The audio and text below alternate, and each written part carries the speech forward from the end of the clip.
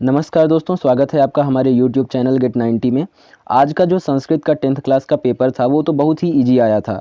तो अगर आप लोगों ने थोड़ी सी भी मेहनत की होगी तो आपसे ये पूरा का पूरा पेपर बन गया होगा। और आज के इस वीडियो में मैं इसका सॉल्यूशन देने वाला हूँ, तो आप लोग अपना आंसर मैच कर लीजिए कि आपने परीक्षा में क्या लिखा है और आपका आंसर सही है कि गलत है। इससे आपको अंदाज़ा लग जाएगा कि आपका रिजल्ट संस्कृत में कितना आएगा लगभग। और चाहे आपका रिजल्ट कम आए चाहे ज़्यादा आए, अब आपको टेंशन लेने की ज़रूरत नहीं है, क्योंकि जो भी हो गया है अब वो हो गया है। अब उसको आप टेंशन लेंगे भी तो उसे नहीं बदल सकते हैं। इसलिए आप टेंशन फ्री होकर के अब अगले क्लास की तैयारी कीजिए ताकि उसमें आप और बेहतर कर सकें। तो चलिए आज की इस वीडियो को स्टार्ट करते हैं। तो पहला वाला क्वेश्चन है, रिक्त स्थान भरना है। तो पहला है आदाय इत्यस्य पदे प्रत्ययः अस्ति। तो इसमें देखिए आदाय इत्यस्य पदे प्रत्ययः अस्ति, तो इसका आंसर हो जाएगा ये वाला ल्यप।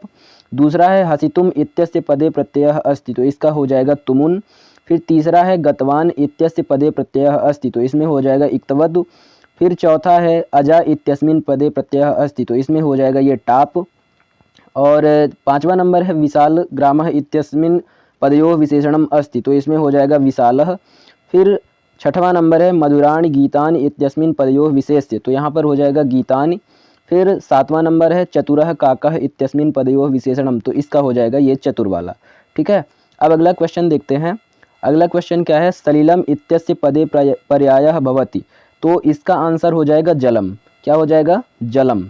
ठीक है, फिर अगला क्वेश्चन है आम्रम इत्यस्य पदे पर्यायः भवति, तो इसका होता है रसालम। क्या होता है? रसालम। आप लोग इसको आंसर को मैच करते जाइएगा कि आपने यही किया है कुछ और किया है। फिर दानवाय इत्यस्य पदे विलोम पदम भवति, तो दानवाय का उल्टा क्या होता है? यहाँ पर विलोम पद पूछा है तो इसका उल्टा होता है मानवाय, यानी कि इसका विलोम पद क्या हो जाएगा? मानवाय। फिर अगला क्वेश्चन है दूषितम इत्यस्य विलोम पदः भवति, तो दूषित का विलोम पद हमें बताना है, तो दूषित का विलोम पद होता है शुचि। ठीक है, चलिए अगला क्वेश्चन देखते हैं। सर्वदा सर्वकार्येषु का बलवती, तो सर्वदा सर्वकार्येषु बुद्धिर बलवती, इस वाले में हो जाएगा ये वाला क्वेश्चन। एक सेकंड, ये वाला हो जाएगा बुद्धिर बलवती। फिर मनुष्यानां महान रिपुः कः अस्ति, ये वाला क्वेश्चन, तो इसका हो जाएगा आलस्यं। क्या हो जाएगा? आलस्यं। ठीक है, ये भी हो गया। फिर आगे देखते हैं पिता पुत्राय बल्ये किंग इच्छति, कौन सा क्वेश्चन बता रहा हूँ मैं? ये वाला, पिता पुत्राय बल्ये किंग इच्छति, तो इसका हो जाएगा मत विद्याधनम। क्या हो जाएगा? विद्याधनम। महत विद्याधनम चाहे लिखिए चाहे विद्याधनम लिख दीजिए, एक ही बात है।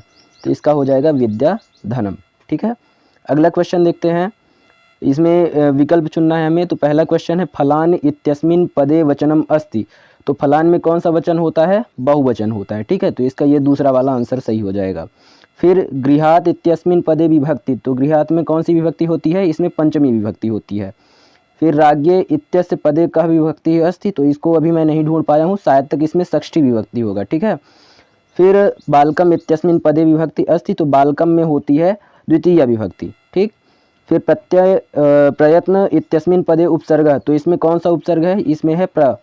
फिर पराजयते इत्यस्मिन् पदे उपसर्ग अस्ति, तो पराजयते में कौन सा उपसर्ग है? तो इसमें है ये वाला, परा वाला। ठीक है, तो इतने आंसर आप मैच कर लीजिए कि कौन सा सही है आपका, कौन सा गलत है। अगला क्वेश्चन देखते हैं।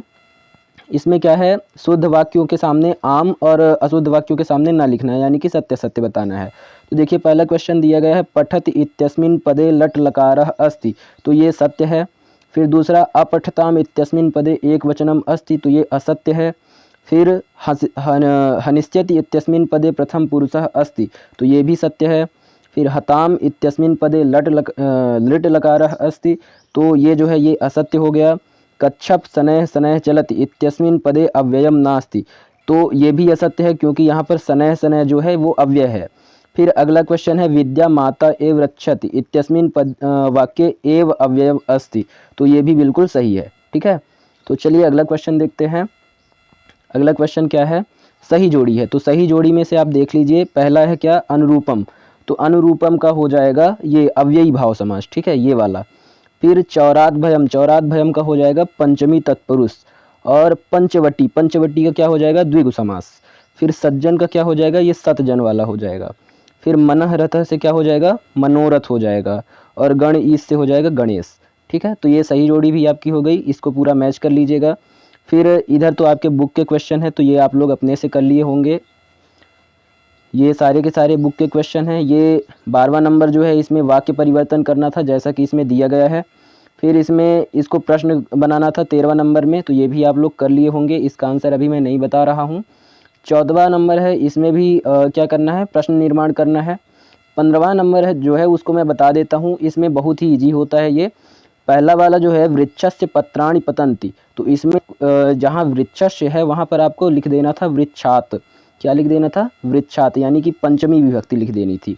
तो ये आपका आंसर सही हो जाता, बाकी पूरा का पूरा यही रखना था।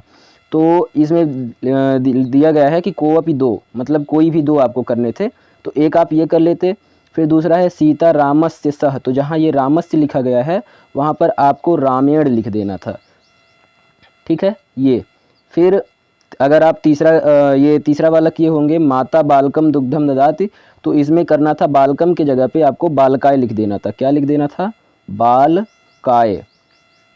ठीक है, यानी कि चतुर्थी विभक्ति लिख देनी थी। एक सेकेंड, बालकाय लिख देना था ऐसे, बालकाय। ठीक। फिर अगला है शिवंग नमः, तो अगर आपने चौथा किया होगा तो इसमें शिवंग जहाँ है वहाँ पर आपको शिवाय नमः लिख देना था, शिवाय नमः। ठीक है, तो ये भी क्वेश्चन आपका हो गया। अगला देखते हैं, इसमें आपको एक गद्यांश दिया गया है, इसको देख देख करके आपको उत्तर लिखने थे। तो ये तो बहुत इजी होता है। वनस्य दृश्य समीपम का वहति, तो यहाँ पर दिया गया है एकैका नदी वहति, तो इसमें आपको लिख देना था वनस्य दृश्यम समीपे एकैका नदी वहति। अगला है कंग सुखेन विश्राम्यति, है ना। तो यहाँ पर देखिए, यहाँ लिखा गया सिंह सुखेन विश्राम्यति, तो ये आपको आंसर लिख देना था। फिर तीसरा है कंग सिंह से पुच्छम धुनाति, तो यहाँ पर देखिए इसने पूछा है कि कौन शेर का जो पूँछ है उसे धुना था, तो वहाँ पर क्या हो जाएगा, ये वानर के बारे में यहाँ लिखा गया था। देखिए ये वानर दिया गया है ना, तो यहाँ पर आपको लिख देना था वानरः सिंह से पुच्छम धुनाति। ठीक है, तो आप लोगों से ये भी बन गया होगा। चलिए अगला देखते हैं। अगला क्या है, ये वाला देखते हैं, अथवा वाला देख लेते हैं। तो हम लोग ये अथवा वाला देख लेते हैं। तो इसमें क्या है, गुणी किंग वेत्ति, तो गुणी किंग वेत्ति यहाँ पर लिखा गया है गुणी गुणंग वेत्ति। ठीक है, बली किंग वेत्ति, तो यहाँ पर लिखा गया है बली बलम वेत्ति, है ना, तो आपको यहाँ पर लिख देना था बली बलम वेत्ति। फिर सिंहस्य बलं किंग न जानति, तो सिंहस्य बलं मूसकः, यहाँ पर लिखा गया है मूसकं न जानति। तो ये भी तीनों आंसर मैंने बता दिए, ये भी आप लोगों ने कर लिया होगा। इसमें क्या करना था, 18वें नंबर में ये कोई स्टोरी दी गई है आपकी बुक से, इसको क्रम से सेट करना था, यानी कि ये ऊपर नीचे दिया गया है, तो जो पहले स्टोरी में जो पहली लाइन आती है उसको पहले नंबर पे, फिर दूसरे नंबर पे ऐसे लिखना था। ठीक है, तो ये भी आप कर लिए होंगे, ये आपकी बुक का है।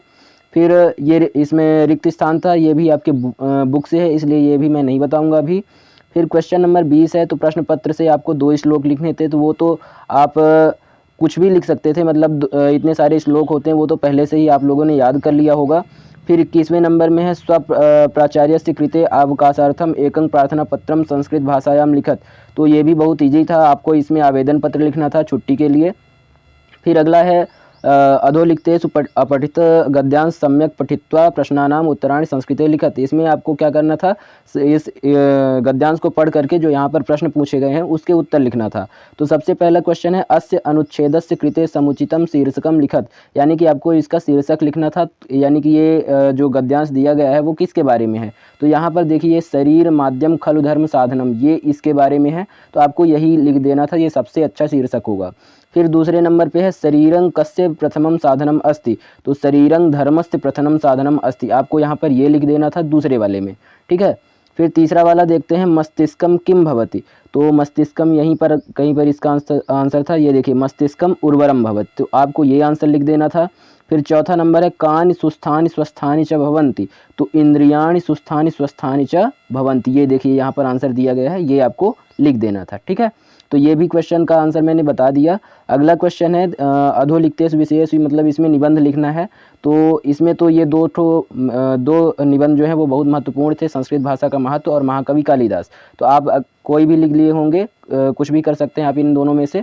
तो इस तरह से ही आपका पूरा क्वेश्चन पेपर ख़त्म हो जाता है, और आप आशा करता हूँ कि आप लोगों ने ये सारे के सारे क्वेश्चन आंसर जो मैंने बताए हैं वो सही किए होंगे, और इसके साथ ही आपका अच्छा से अच्छा रिज़ल्ट आएगा। और हाँ, एक बात और कि अगर आपका जो भी इसमें रिज़ल्ट आया हो, आपको परेशान नहीं होना है। और अगर थोड़ा सा कम आता है कि ज़्यादा आता है, अब आप इसको छोड़िए और अगले वाले क्लास की तैयारी करिए। और अगर आपको अभी से तैयारी शुरू करनी है तो हमारे चैनल से अभी जुड़ जाइए। इसीलिए ये चैनल बनाया गया है ताकि आपकी तैयारी अच्छे से करवाई जा सके। तो आप अभी हमारे चैनल को सब्सक्राइब कर लीजिए। और इसमें आप कोई भी क्वेश्चन हो तो आप मुझे, एक नंबर है वो मैंने यहाँ पर डिस्क्रिप्शन में दे दिया है, तो उसमें आप क्वेश्चन की फ़ोटो भेज करके मुझसे पर्सनली भी पूछ सकते हैं। चलिए मिलते हैं अगली वीडियो में। Thank you.